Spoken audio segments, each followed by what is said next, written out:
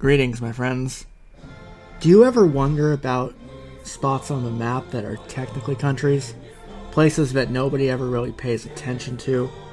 Countries that, as a rule, have de facto control over a given area, but either they're recognized by only one or a handful of UN member states, or they're recognized only by other non-UN recognized entities. Often, these are called proto-states, to give themselves a sense of purpose and legitimacy and the idea that they will eventually become real, proper governments. While you'll see a few more adventurous travel vloggers like Bald and Bankrupt visiting these places, very rarely will people talk about how they're actually structured. That's not really surprising, since much of the details aren't in English without a lot of digging, and they're absolutely an obscure topic to talk about.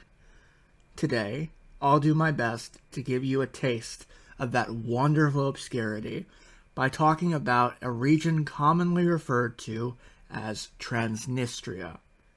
I'm going to be having some links in the description box for you to check out if you're interested. Though with that, let's get on with the show.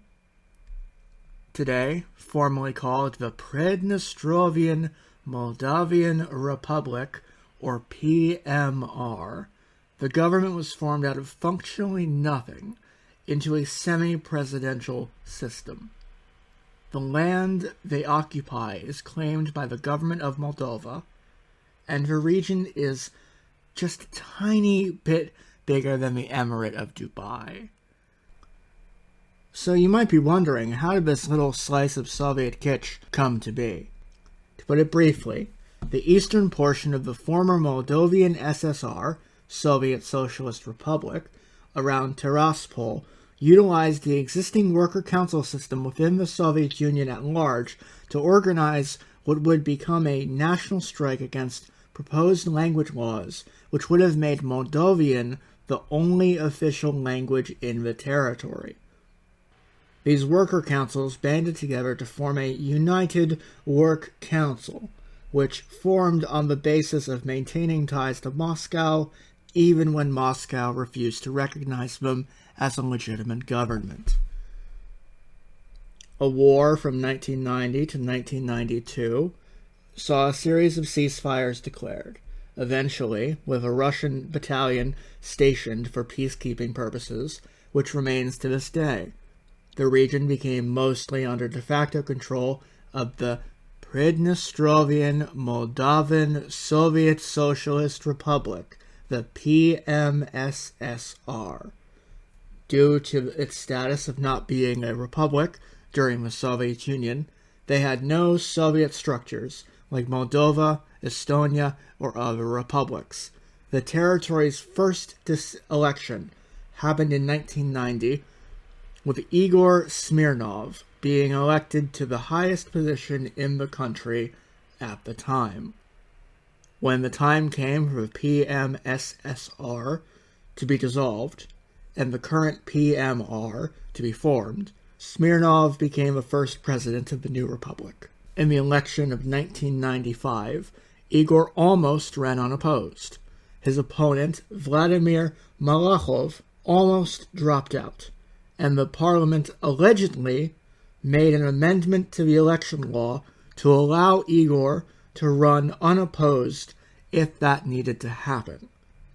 This did not end up happening, and Vladimir Malachov obtained almost 20% of the popular vote.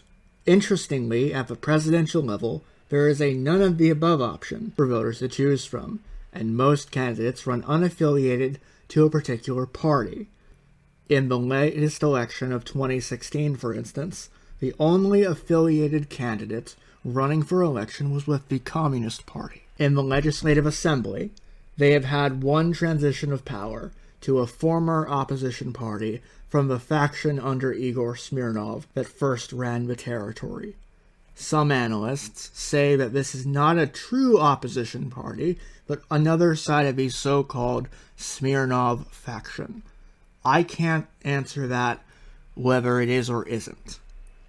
It is a very interesting idea, though. Although the unrecognized state has a Soviet hammer and sickle on its flag, a lot of Soviet murals, Lenin statues, and even an emblem evoking the Soviet past, the nation proclaims itself to be a market economy. The governing party is said to be pro-business, for instance, and Sharif, one of the nation's largest companies, owns, among other things, a radio station, a movie theater, a chain of grocery stores, a football club, and much more. Another interesting fact is that due to the nature of the state being unrecognized, many of the residents in the region have multiple passports, being eligible for Moldovan, Russian, or Ukrainian passports. Another very interesting little tidbit: coins. I used to collect coins, and I kept seeing that Transnistria produced a lot of very interesting collectible coinage. Some of these plastic and some metal. Most of these are decorative and depict various cities across the nation. I never got my hands on any, but I'm sure that, if you look around, you'll find some for sale, no problem. So you might be wondering, how does the Moldovan government deal with the territory, especially given their EU ambitions? In recent years, they've had a policy to not hold elections or campaign in territories controlled by the breakaway state, and Transnistrian authorities have abided by similar regulations on there. There is also a joint security zone with Russian, Transnistrian, and Moldovan troops, as well as an EU force on the Ukrainian side of the border. Negotiations to end the conflict and integrate Transnistria back into Moldova have been ongoing and are currently under the so-called 5-2 format, as you can see here. The Moldovan government, since signing an association agreement with the EU, has allowed for a potential opening for goods from Transnistria into Europe. Due to businesses in Transnistria needing to be registered in Moldova to continue their work abroad, this makes sense. Even so, there are issues, and the economic relationship between the two polities is very much a dance, stringing from one crisis to the next. Along the border, there have been several attempts by European authorities to rein in criminal activity, including smuggling. Since the 2000s, the region has seen a massive brain drain, which has been larger than that of Moldova over the same period. Whether you call it Transnistria or the PMR, it's kind of a Soviet time capsule, even if much of it is supposedly window dressing. If any of you have been to the Transnistrian region, or to a similarly unrecognized or under-recognized part of the world, I would love to hear about that experience. As always, I appreciate your support. Please like, subscribe, and share this content if you found it interesting. I hope you have a wonderful day, and thank you for taking the time to watch this video.